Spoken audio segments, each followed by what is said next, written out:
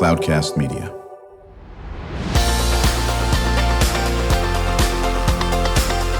Drew Schlosberg Spotlight on the Community Show, amplifying the voices of social impact organizations, entrepreneurs, local nonprofits, and other community champions who shape the culture, creativity, and connectivity of San Diego. Brought to you by Mission Fed Credit Union, bringing good things to San Diego for over 60 years. Learn more about what is good for you and good for all by visiting www.missionfed.com.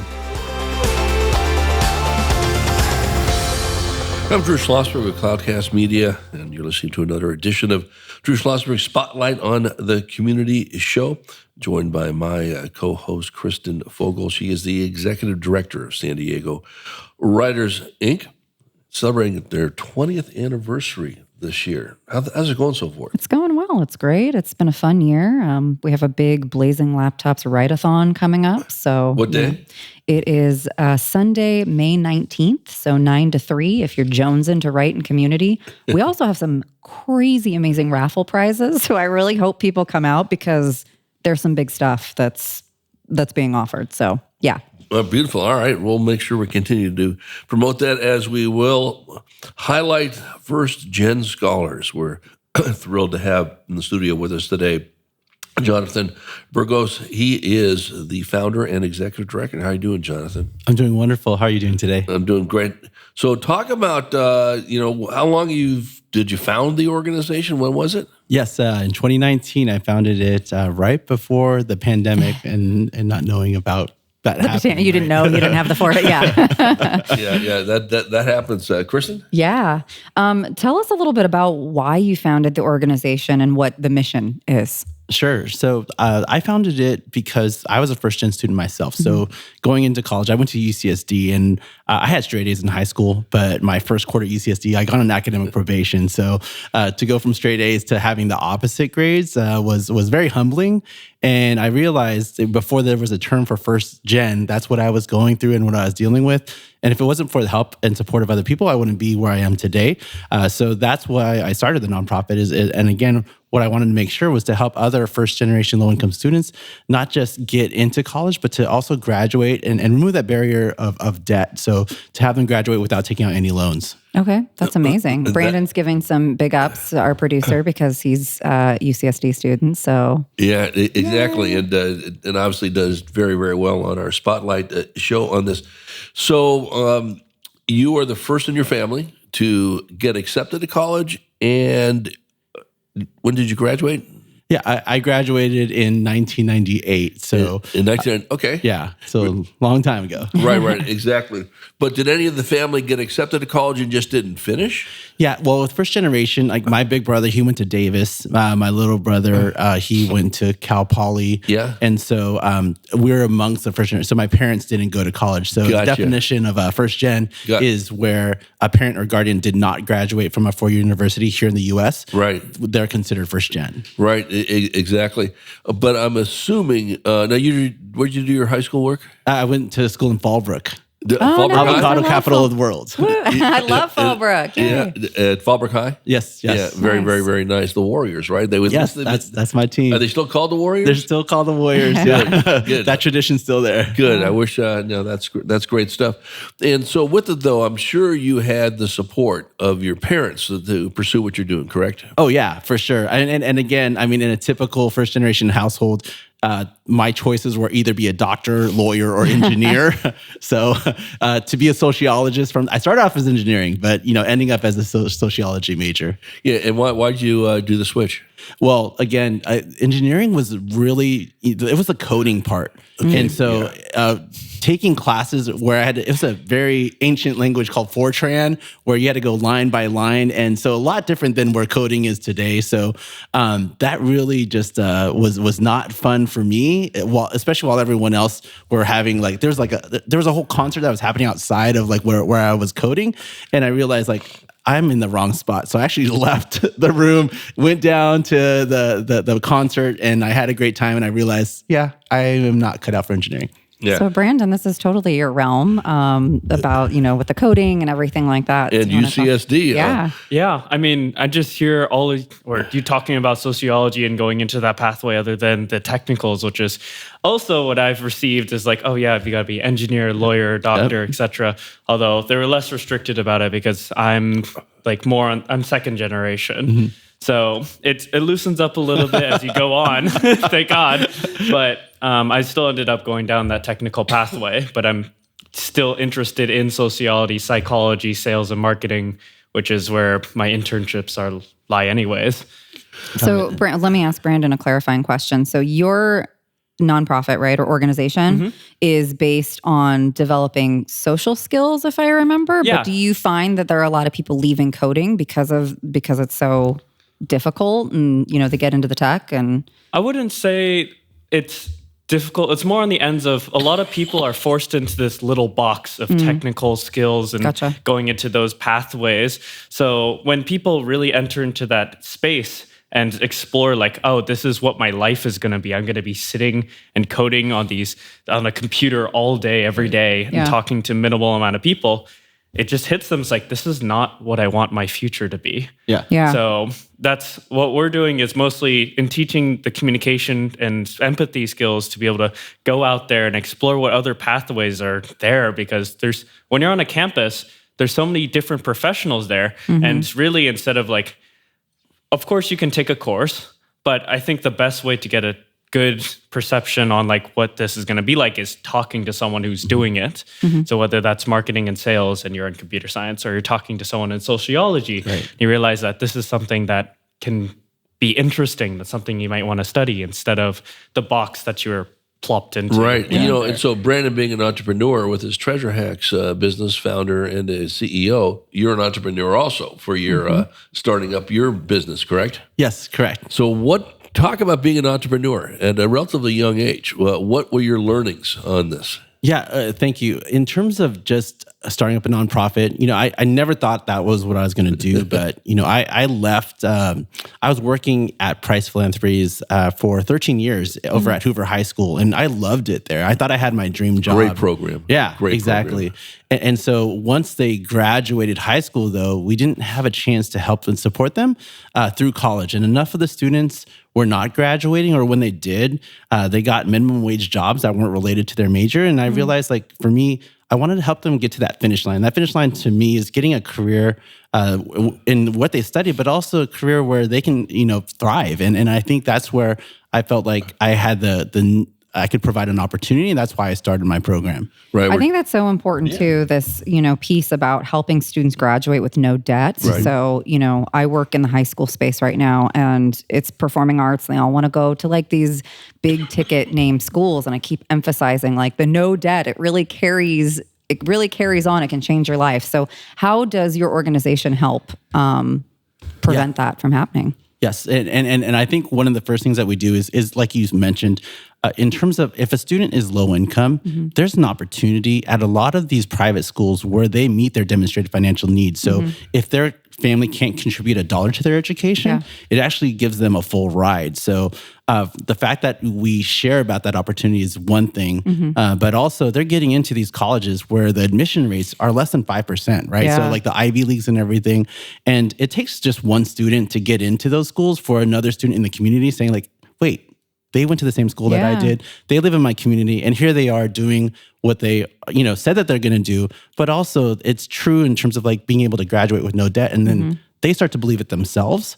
And so again, it's just starting to snowball. And even this year, I'm really excited that like 10 of my students from the class of 24 from San Diego, they're on their way to Ivy Leagues on full rides. That's amazing. Yeah. That's unbelievable. We're chatting with Jonathan Burgos. He is the founder and executive director of First Gen Scholars. I'm Drew Schlosberg. You're listening to another edition of Drew Schlosberg Spotlight on the Community Show. We are the nation's longest running community podcast, now in our 18th year, brought to you by Mission Fed Credit Union, continuing to do great things in San Diego for more than 6 decades, joined by my co-host, Kristen Fogel. She is the executive director of San Diego Writers, Inc., celebrating their 20th anniversary. Also joining the conversation is the Spotlight on the Community producer, Brandon Joe, a current UCSD student and a entrepreneur and all around a great guy. We come back from break. Jonathan, want to talk a little bit about, how people sign up for your program. What are the requirements to do that? We always save time in the second half, as Brandon and Krista know, to say, what can our listeners do to help support your efforts? And then anything else you want to discuss to promote first-gen scholars, just let us know, and we'll shout that out in the second half. Perfect. Thank you. Yeah, we're going to be right back after this break.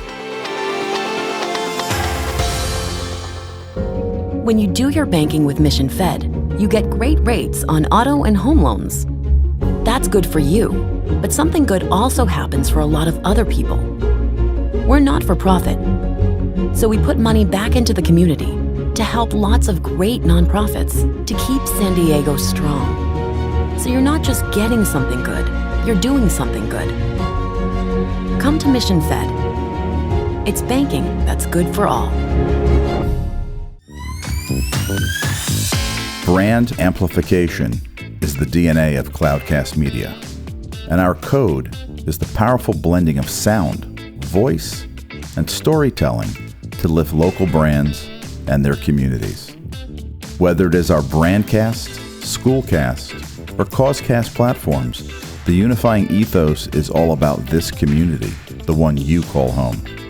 If you dare to dream and want to explore the brand amplification of Cloudcast, a national leader in local podcasting and other Winfluence strategies, please visit us at cloudcast.us.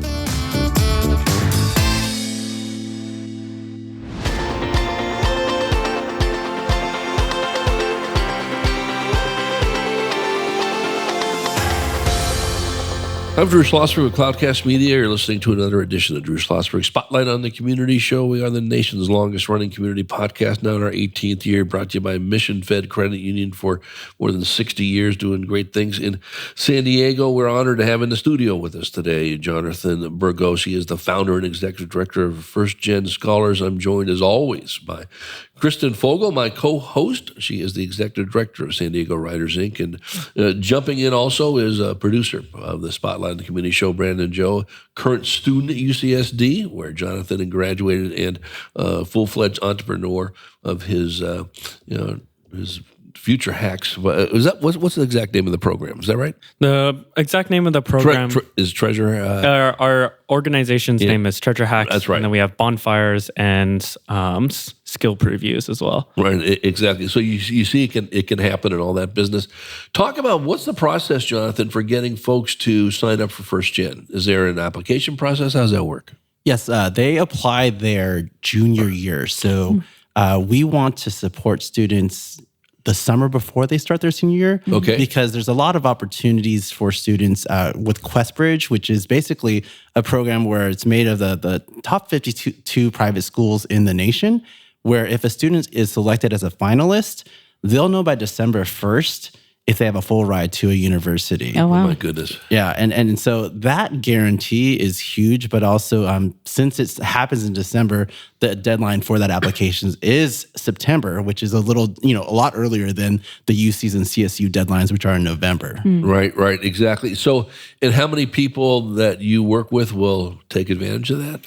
Well, in terms of, so with the process, a lot of them have never thought about the opportunities, right, to apply to these schools. So the summer program is where it all happens. So we usually have about 500 applicants for our program, and we have 200 spots that are available for our students in San Diego. So 150 at San Diego Unified for that district, and then 50 for the Sweetwater Union High School district. So it's pretty exciting to see so many people wanting to take advantage of the opportunity. And then through the summer, they start to decide what colleges should they apply to, right? Whether it's a UC or a CSU or a combination of that, including private schools. And they have to have at least a 3.0 GPA.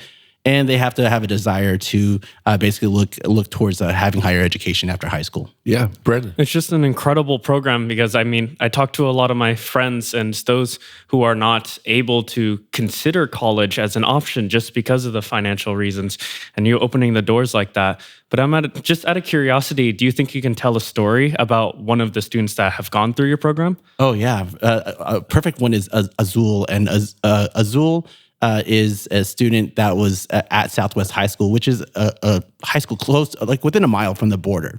And so in terms of having her in our program, she started to think about like, what could we do to support her peers that, we provided the opportunity for her to learn about college admissions. And then she in turn wanted to share that with others. So actually with her and her cousin, Camila, they were able to basically help start a first-gen club at their school. And so with that, they take our information, they share it with their peers, and other students from other schools start to jump on. And basically now, within 2 years, we have 20 first-gen clubs at high schools throughout the county. So our reach is going even beyond the students that we reach initially. So like through second-tier support, that we've reached about 1,000 students on a yearly basis, and it's a blessing because they're not gatekeeping that information. They're actually wanting to share with others, and I think that's again part of that first gen community where we try to help support each other and raise each other up. Now you mentioned you work for San Diego Unified and Sweetwater. All right, are those the only two districts you're working with? No, we have actually students from San Marcos all the way down to the border. So we currently serve, even though we serve 200 students in person, we actually have an online cohort of students from all throughout San Diego. So our North County cohort includes students from San Marcos High School, from Mission Hills, from Escondido, and a couple of those students, one from Orange Glen is going to Stanford this fall on a full ride, and one from Mission Hills is going to Dartmouth on a full ride. So even though we weren't there physically to support them, that support that we give online and virtually throughout this whole process, I believe has played a major factor in them getting into these schools. Right, and you choose, and you mentioned 52 schools you choose, is that right? Or is it 100 schools? Can they go anywhere in the U.S.? Oh, yeah. I mean, our goal is to help them. First of all, the main thing is for them to start understanding what their story is, and then be confident in telling their story. So when they apply to something like the Common App, they can apply to any school that's related to that. But QuestBridge is just an opportunity that happens in September. But in terms of like regular decision or early decision, those schools, it runs the whole gamut. So wherever they want to go, our main goal is to help them start looking at colleges that fit them. Right. So not just like the brand name that they've seen on TV or heard from other people. What are some of these smaller private schools that offer an opportunity, especially like the Claremont colleges, right? So the fact that the consortium there, what they do for their students, and they even have like the student population is less than their high school population. So the fact that they can go to a place where, they're all equally talented and all just really wanting to do something different. And then the professor knows them by name. It's such a game changer that students might not have heard about. But once they're there, again, they start to advocate for the next good generation of students to attend there. Yeah, no question. Kristen? Yeah, I've heard a little bit about the FAFSA debacle, and I'm just wondering, if that's affected you and what you do and all of that. So can you speak to that? Yeah, actually, it's near and dear to my heart right now because a lot of colleges, FAFSA in general, it should have come out in October. It didn't roll out, and this is a whole brand new online, virtual system now. Yeah. It started in January, but even with January, it was a slow rollout. There were just so many mistakes, and some of my students couldn't even submit their FAFSAs because of these situations and the roadblocks. And really, they didn't start getting their financial aid packages. And I think Brendan could attest to that, to wait on something and to try and make a decision on the college that you want to go to without really knowing how much they're going to give you. And so again, we're helping our students, but there's so many other students. Like in San Diego, there's about 6,000 students that are first gen and low income, and we're only serving a fraction. And my concern is it's a whole equity issue. Yeah. The fact that there's some students that can't make a decision or won't even make a decision. Right. And so not only are these colleges losing out on these students, our students are losing out on these opportunities where they can go to these schools, and it's because of the whole FAFSA situation. Yeah, absolutely. I mean, that's how you decide whether you go to, I was a FAFSA kid. That's how you decide, I got FAFSA. So yeah, that's how you decide to go to a college. So, I mean, being that late to the game, that's got to be so frustrating. So are they correcting it for the next upcoming school year? I hope they are. I mean, the person who was in charge of FAFSA basically stepped down 2 weeks ago because it's been such debacle. That's right. But in terms of like where our students are now, we're literally burning the midnight oil, and not just us, like other nonprofits, other counselors, and it's just it's something that should have been taken care of before this happened. Yeah, that's a shame. So what can we do? What can our listeners do to help support your efforts? Yes. So in terms of first-gen scholars, I just would like the community to know that, I said that there's 6,000 students throughout San Diego that, deserve that support. They qualify for college, but half of these students aren't even applying to college. So whether that means supporting our nonprofit or other similar, other nonprofits that do the same work, we definitely would love that help. So currently we're serving about 240 students, both in person and virtually. But there's so many more that we can help. And one thing that we're doing is that we have a graduation on June 2nd, and USD has been so generous and gracious to support us.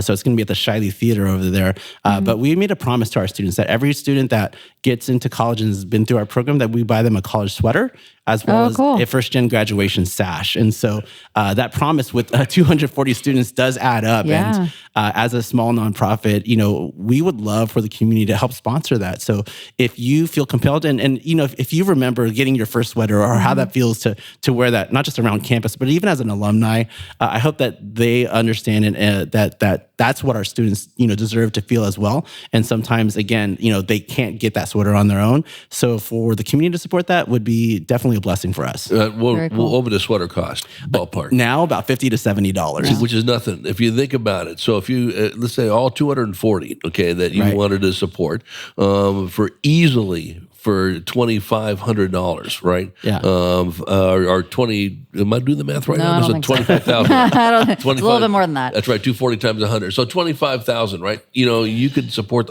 every single sweater of those kids, correct? Yeah. Yeah. And again, for them to feel as good on the inside as what they wear on the outside, it's a process. And we help them through that with the summer. But again, to actually be on campus and to rep that sweater, again, just means the world to them and to us. Right. When they get their scholarships, is it for 1 year? Is it a 4-year deal?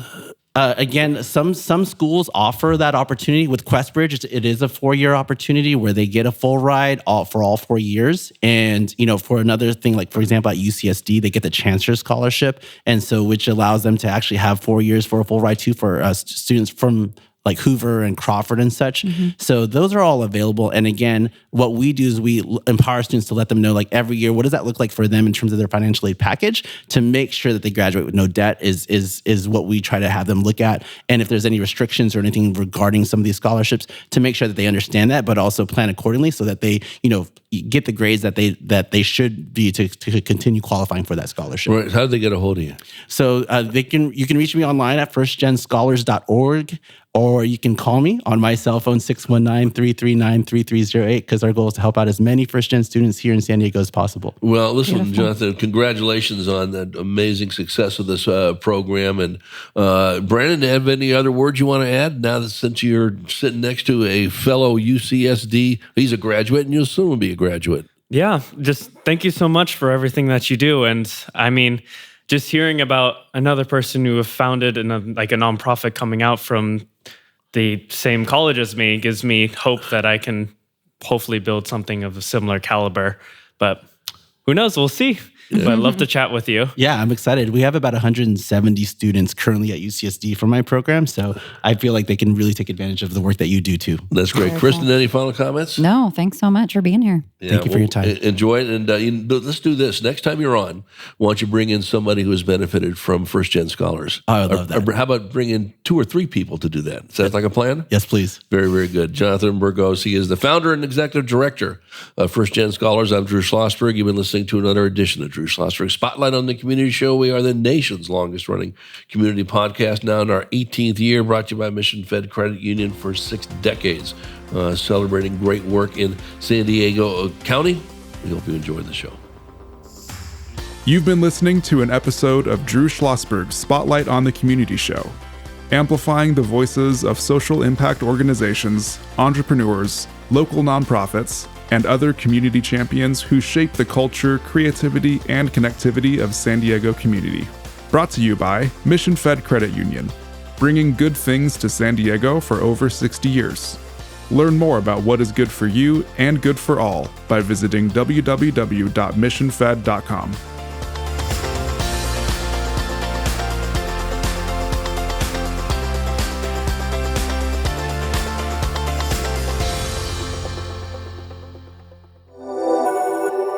Cloudcast Media.